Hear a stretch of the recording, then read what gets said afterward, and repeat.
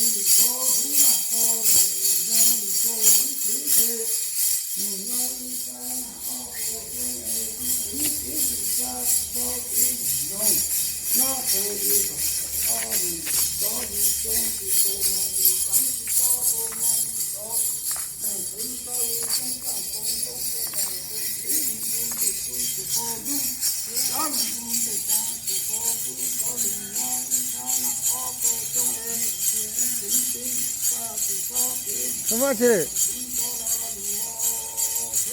什么很nhỏ cả? Đi chim mồi à, họ đi nào rồi? À chị. Đi câu thì na.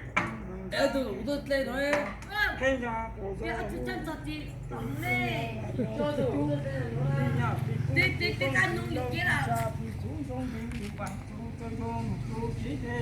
Yang cố phá chỗ có ra lưu cho hú mạnh số nhiên cố phá phá sổ ra lưu cho hú chế hú kê trong chúng cho lo lưu nhà thì cũng không đi lưu cho mạnh cố ấy thì không thì long thì cha thì thương đô thì cứu lưu cho hú chế thế yang cố phá cố ra lưu ô phú cang ông ô phải xuất hiện cho lo lưu ô nhà tôi cho lo ta chúng cha tôi cái sắc nó mà các cầu chúng linh giúp đó tôi cho tôi lại mà thì cho thì sẽ chịu được để sẽ biết chồng là biết chồng đó chồng lột tài chồng cha tôi mà các cầu chúng linh giúp đó phải sửa của tôi nhà nhà là chút sinh nhung tôi chỉ cầu thì tôi không thì lột tôi cha thì thứ thì nhà thì quá thì chết thì vào tôi thì lột cho con vào cam rồi tôi chế nhau sang chế dùng là tất cả là gì có phụ thuộc vào yếu tố nói cho còn tất cả là gì Tất cả xác minh. có phụ thuộc vào yếu tố lòng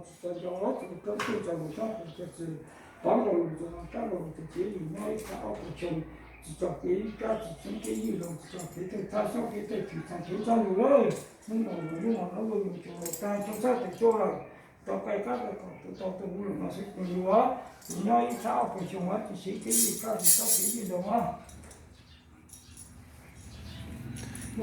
Nó là sao vậy? Piki để cho à? Piki.